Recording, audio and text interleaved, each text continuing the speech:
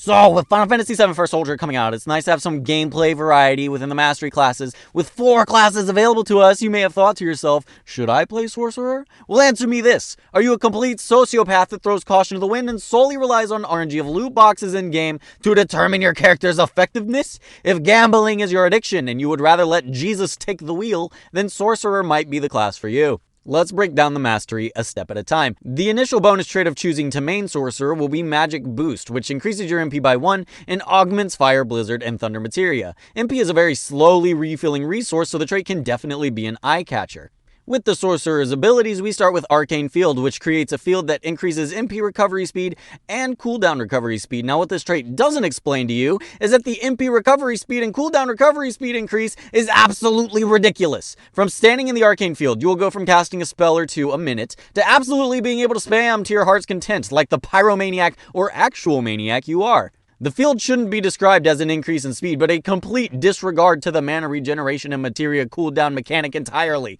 Your MP will regenerate tenfold, and the cooldown reduction is nice as well, which might make you think what could be better than that. Well, let me tell you, my friend, the trait we unlock next with a little bit of style mastery levels is Trance. Trance reduces the MP cost of your materia, temporarily increases your move speed, as well as straight up levels up your materia for the duration of the trait's activation. So instead of farming 10 fire materia to shoot off your ultimate blasty boys, you only need to farm 3. Get it to level 2, pop your trait to emulate 20 minutes of materia farming for the next few seconds, which is really all you need when you're dropping absolute element bombs on your enemy. The 3 skills we can choose from become a little bit more cut and dry. Concentration simply increases MP recovery speed, not entirely game-changing, but also nothing to sneeze at, especially if you would rather hold a cure materia on your person to recover from damage trades rather than spam your potions. Etheric Drain recovers the HP and MP by a fixed amount whenever you kill someone with Fire, Blizzard, or Thunder. Considering these are the main damaging materia you'll be using practically all throughout the beginning to mid-game, it can be wise to take advantage of this skill should you plan to third-party fight and you need a swift recovery after an elimination.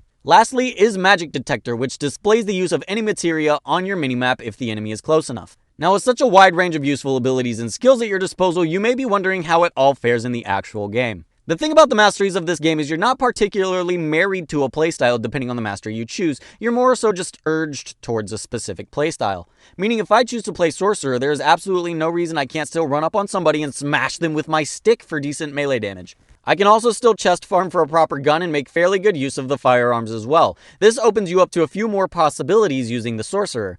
Depending on the materia you choose, you can heavily alter your playstyle for the match. For example, if I want to take Blizzard as a suppressing fire, Bio as an area of effect hazard, and hold my Fireball for a pressured foe to peek their head into my incineration, then I will have an easier time doing so with the help of my Arcane Field or at a greater effect with my Trance. Should I decide to rely on my guns instead, I can choose to instead opt for a more support materia like Blind, Cure, and Arrow to ensure myself a quick escape out of a sticky situation, with no real regard to my actual mana pool. The issues with this class more or so come in a face-to-face situation with an enemy. Probably the biggest downfall to this class I would have to say is entirely relying on the materia you're given from boxes and finding in the field. With a warrior, you start with your best weapon on your back. With a ranger, practically any gun you obtain becomes a main source of damage. The abilities of a monk allow for great plays right at the start of the game, but with the sorcerer, you're heavily relying on obtaining the materia you want for the situation you need it in. With only 3 materia slots available to you, it's impossible to tell which materia will help you counter the player you're facing. Maybe the materia you need isn't in your inventory, or maybe you're going for a Firaga run and you simply just don't run into the fire materia at all. If you want to play this class, you're definitely going to have to play it a little safe until you start building up. Collect materia to make your spells stronger, and eventually you will ramp up and easily be able to beat the best enemies and strongest NPCs and monsters. If one thing's for sure, it's using an in-game materia build becomes much more available to you whenever you choose this class.